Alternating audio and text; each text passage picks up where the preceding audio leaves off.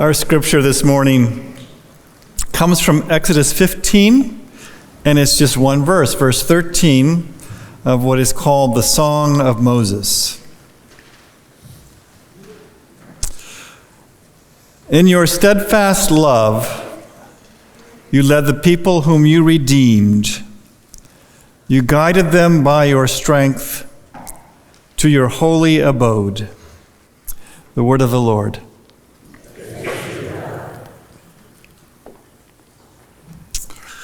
The ancients imagined that the primordial state of things was an undifferentiated, watery abyss. The words that come to us in our English translations is formless and void, in Hebrew tohu vabohu, but this was a kind of a representation of that undifferentiated, watery abyss. And in order to create, God separated waters from waters. You know that part in verse 2? God separated waters from waters, that undifferentiated watery abyss. Waters from waters. And creation emerged. And the breath of God was breathed into all creation. And we came into being. In the Song of Moses, Moses is celebrating poetically the passage of the Israelites, of the people of God, through the Red Sea, through the waters. They go into the waters, and God separates water from water. And the people go into the water and emerge on the other side for the purpose of fellowship with God, echoing the story of creation. The people are created anew, and God's life breath is breathed into them. Jesus came into the world as God incarnate, and he was crucified. And he descended, as the creed says, in death, into hell,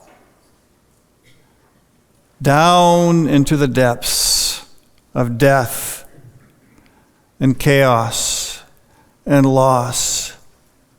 And God raised him from the dead, and he ascended to fellowship with God, to the place, to God's holy abode. Do you see the pattern here? It's not an accident. This pattern throughout Scripture. And we ourselves participate in that pattern. In Romans chapter 6, the Apostle Paul says, Did you not know that when you were baptized,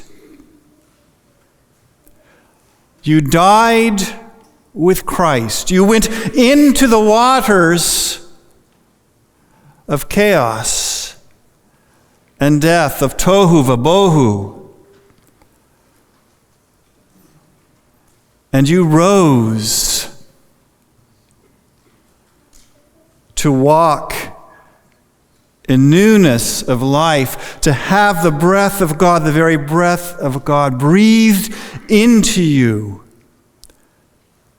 and to become a new creation. Do you not know that just as Christ died, and just as you were buried with him in your baptism, you too will rise to newness of life?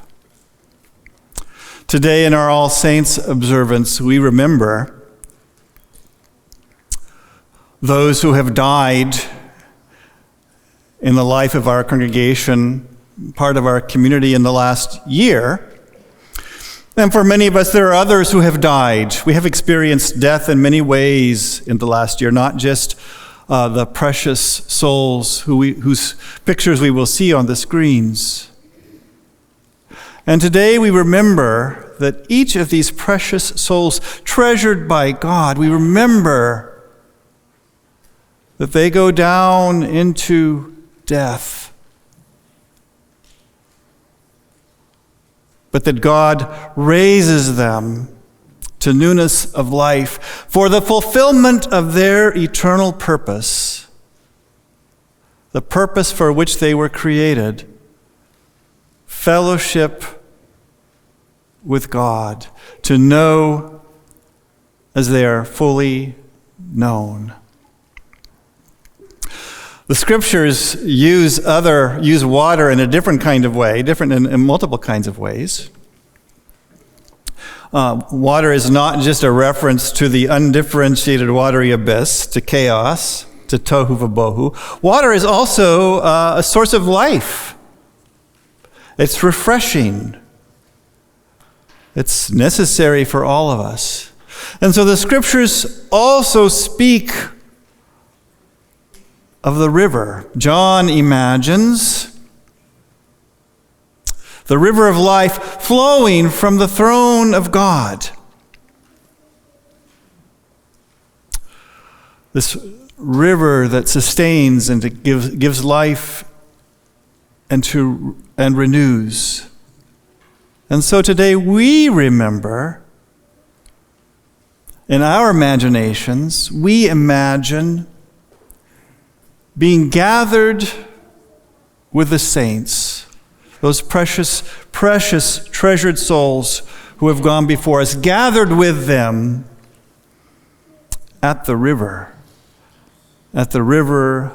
of life, in fellowship with the one who created us, the one who breathed life into each one of us.